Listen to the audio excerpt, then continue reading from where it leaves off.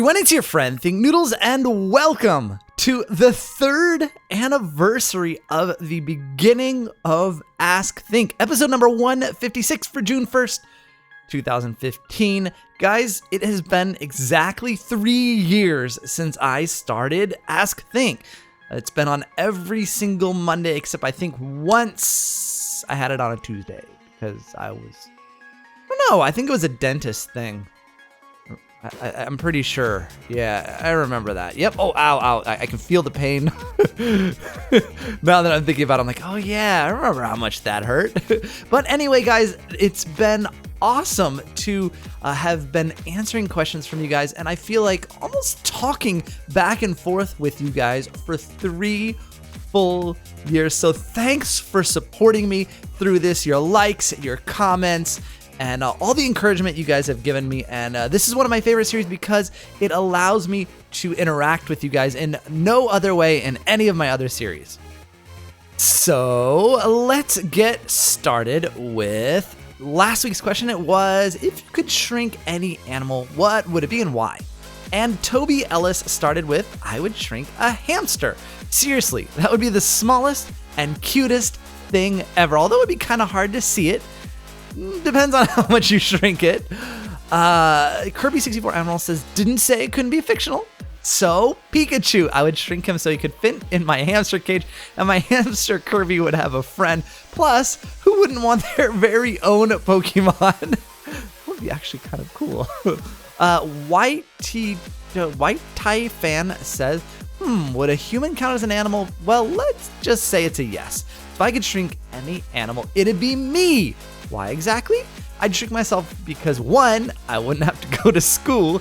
2, I'd never be found in hide and seek. And 3, I could probably jump super high because of how light I am. Woohoo! Well, when you think that every muscle in your body would be just as small and you'd be able to jump the same amount proportionally. So if you were really small, you could probably only jump up. Maybe if you jumped as high as you could and pulled yourself up, you could jump up 1 stair. Grace Susie says, I would shrink all pugs and golden retrievers and make them all little beds out of bacon and french fries, but not greasy french fries and bacon. I'm pretty sure they would love that. Creepy. Oh, and this was interesting. So now we're getting into the water themed ones. And it was interesting because that was really, really common that everyone wanted to shrink water animals. Well, aquatic animals. There you go. Water animals. Creepy Silent Otaku says, shrinking any wild animal?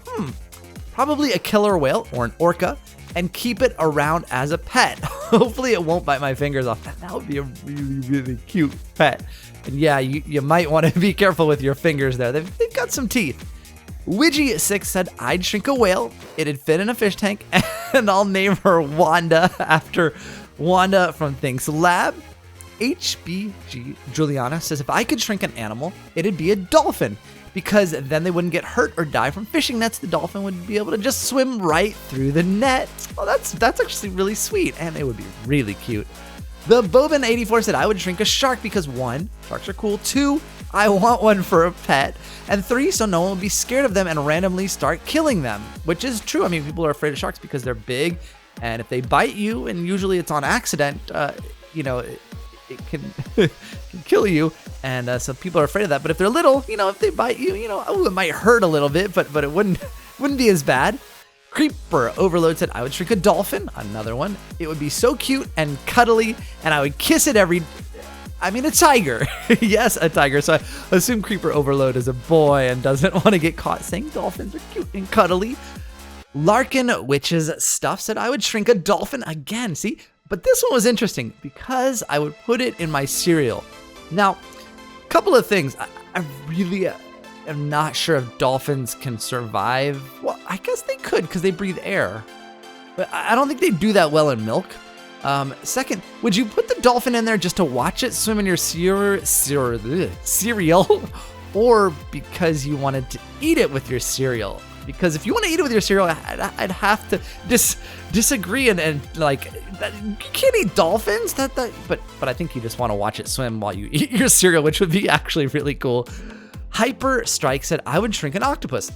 So when my pen runs out of ink, I can fill it up by scaring it. And he's like, by scaring the octopus, that is not the well, thank you for clarifying, but that is a really, really original idea.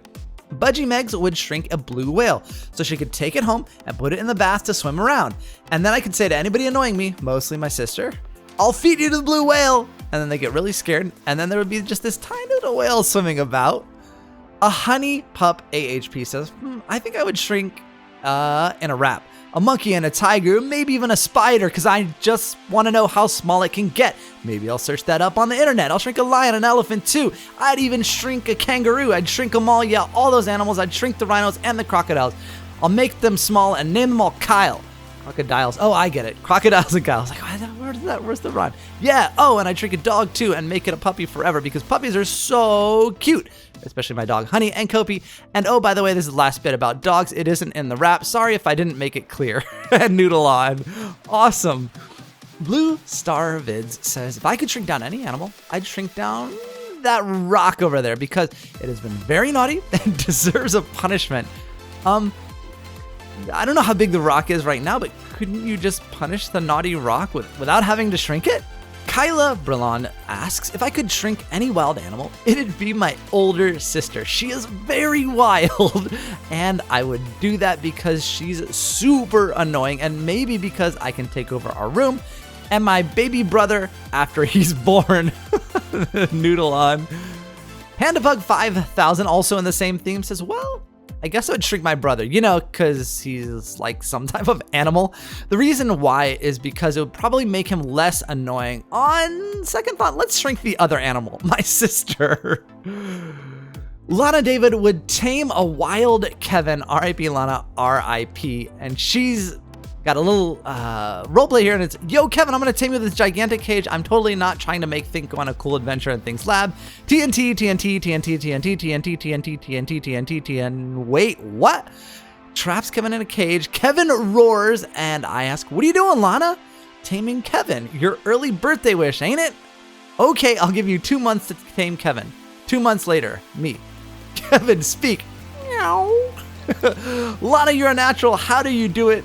I got a little jerk called a brother. As for me, if I could shrink down any wild animal, it would be an Asian elephant because I love elephants so much. And I would love to have one that I could walk around. Like maybe Kopi sized, and Kopi could have her sibling, elephant sibling, and I could walk my elephant, my mini elephant, and my dog down the street. It would be amazing. Now for next week's question, it comes to us from Pinkius Piacus, and it says, if you could have one thing from a fictional book, what would it be? What book is it, and why? Great question. Now, before we get to the questions for me, I want to remind you to leave your question in the comments below so I can have something to answer next week. Remember, only one question per comment, but you can leave as many comments as you like. Also, if the comments on this Ask Think are closed, go to the most recent Ask Think and ask your question there. Now, the first question comes to us from quite a few people, and it has to do with the Portals of Mystery. And this is a series, guys, so let me just explain it a little bit. This is a series that is a spin-off from Think's lab, specifically what happens after I was running through the lab and I fell down that hole. Portals of Mystery is where I fall into, so it's part of, I went and I hacked the code in Minecraft and ended up falling down there. So that's where the story starts. Now, Think's Lab is going to be running as usual Wednesdays and Saturdays with regular episodes, and Portals of Mystery will come out every once in a while. It will be I put the trailer up to sort of clarify, because I know a lot of people were confused, like, wait, is this the end of Think's Lab? No. Is this Think's Lab finale? No. Is it going to replace it? No. None of that. This is running alongside it, and it's a special miniseries separate from Think's Lab, although themed after Think's Lab. It will be more in a movie form, not very much, if any, first person. So it'll all be with cameras and things like that. Really, really cool. Working with KD Productions for that, and I'm so excited. Now, Kirby64 Emeralds asks something about, well, me calling it machinima. And I don't think, I think that machinima doesn't necessarily have anything in it. Machinima is a word, well, one, it's a YouTube network, but two, it actually means that you are making movies with gaming footage or gaming content. Or the gaming tools, and you make a movie, a cinematic movie out of it. So that's what machinima means, and that's what I mean when I'm referring to it. Whereas, Thinks Lab is more me playing the game. It's kind of like a blend between machinima and my Let's Play, right? Actually, if you go back and watch my Christmas Eve special, that is technically a Christmas Eve machinima special because I didn't do any first-person stuff. It was all filmed with cameras and things like that. And that's what we're looking to do with Portals of Mystery. Miranda Renee, MandyPie17 asks, were you nervous at all for the first video you recorded with your voice in it? Yeah, completely. I have it on my channel. I'll link it in the description. It was a Road to Captain thing, Noodles. And I even think that I say that I'm nervous at the beginning. I don't remember if I did, but you can tell. I mean, I sound completely different behind the mic. I'm much more comfortable now. I don't get nervous, and I know I was nervous. And like I said, I may have explicitly said I'm really nervous about this, guys, and I don't know how it's going to go over. So yes, the answer is yes. So the next couple of people ask specifically about Stranded Deep, but also about more mature games than usual or something like that.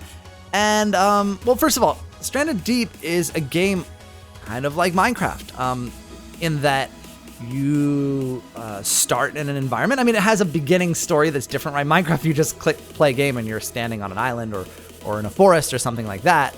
And Stranded Deep has a little bit of a precursor where you're in a plane crash and you end up on the island and you have to survive. Same sort of thing. The difference with Stranded Deep, though, is the graphics are more realistic, and that might be what you're thinking, that it may not, it's more violent. Maybe what you mean is not necessarily violent, but more graphic. But it's all about how you play the game, right? I mean, people can play that game and make it dirty. and say bad words and stuff, but that's not me, right? I'm going to take Stranded Deep, continue with it because it's really fun, and be me. So it's perfectly appropriate for my audience. I don't think the game is more mature. I think the graphics are obviously more realistic than Minecraft, but other than that, nah. And don't worry, I know.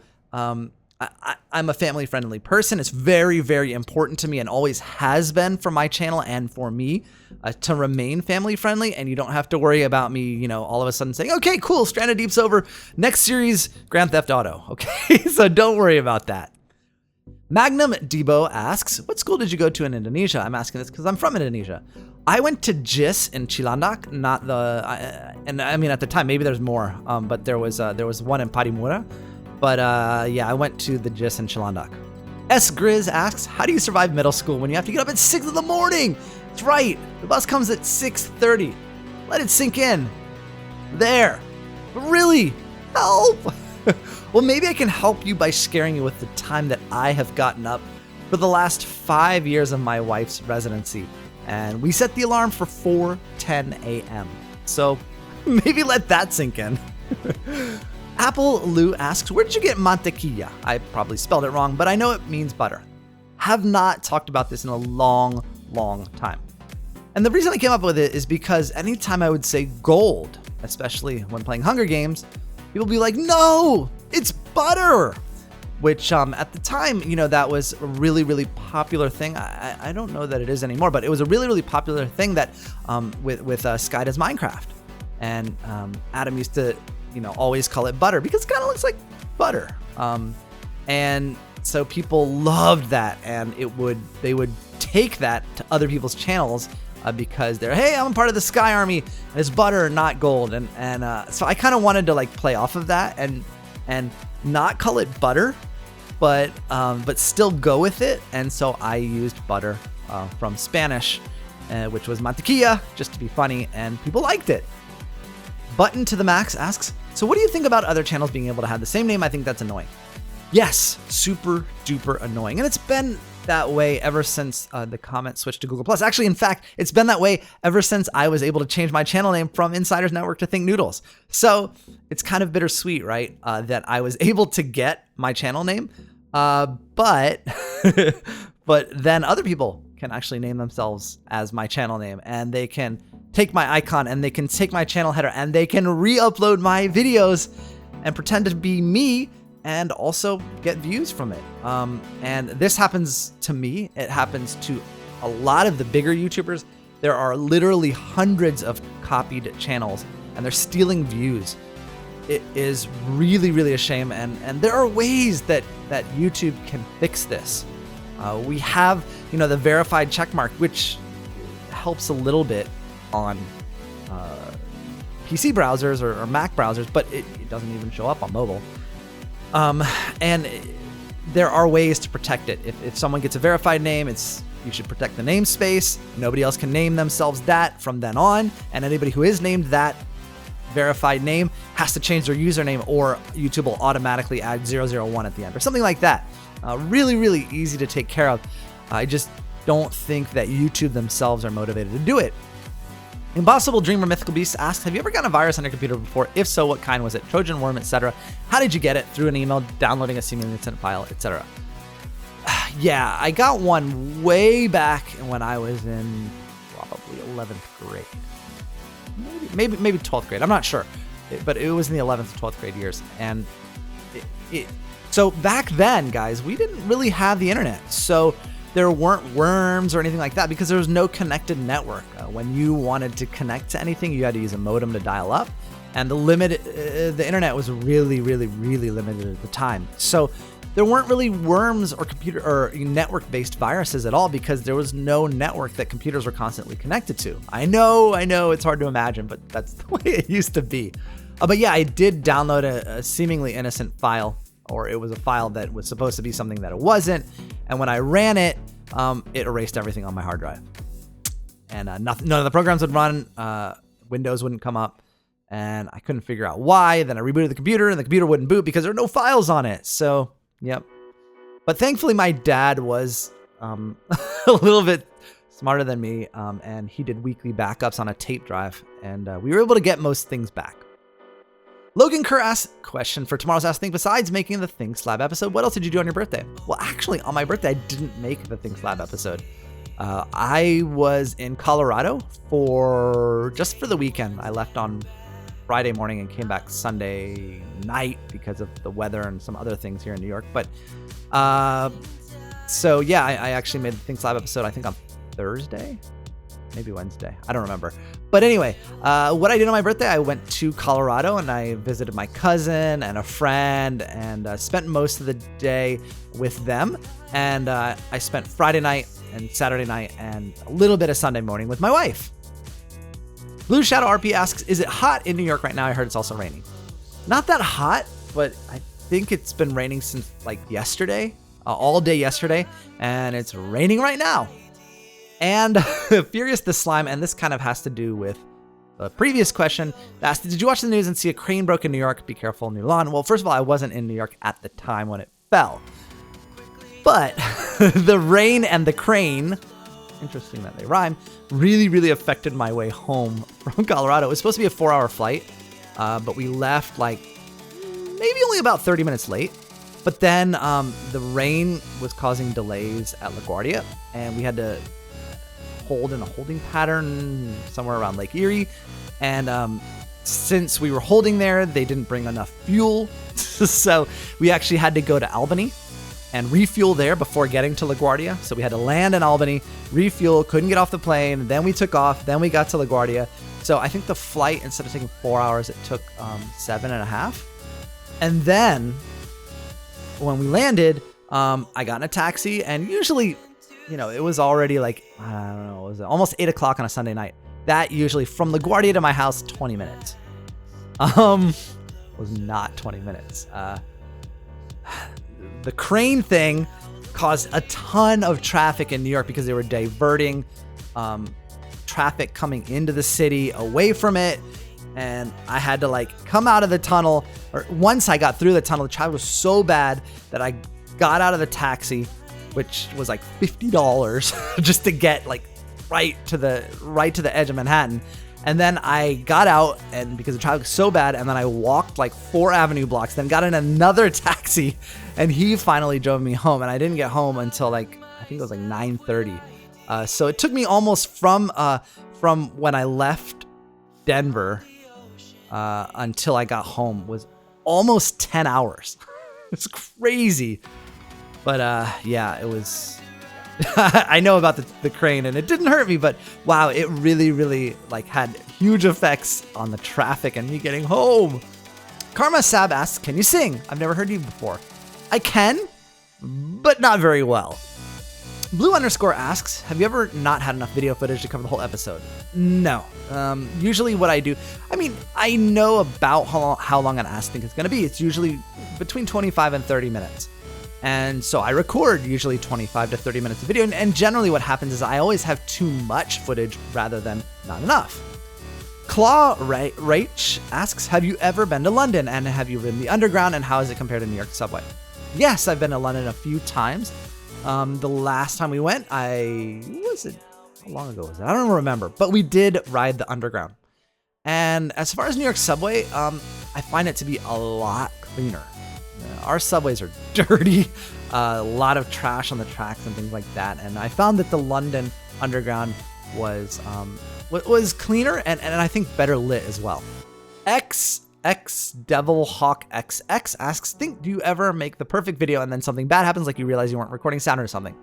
That hasn't happened in a little while. It still does happen. But I'm usually really, it's happened so many times to me that I'm really conscious, and it happens more often than not. What I'll do is I'll start recording the video, and then I'll like get about 20 seconds in. I'm like, wait a minute, let me just check if I'm recording. And I go and I double check. Okay, let's start that over. And so that happens more often than not.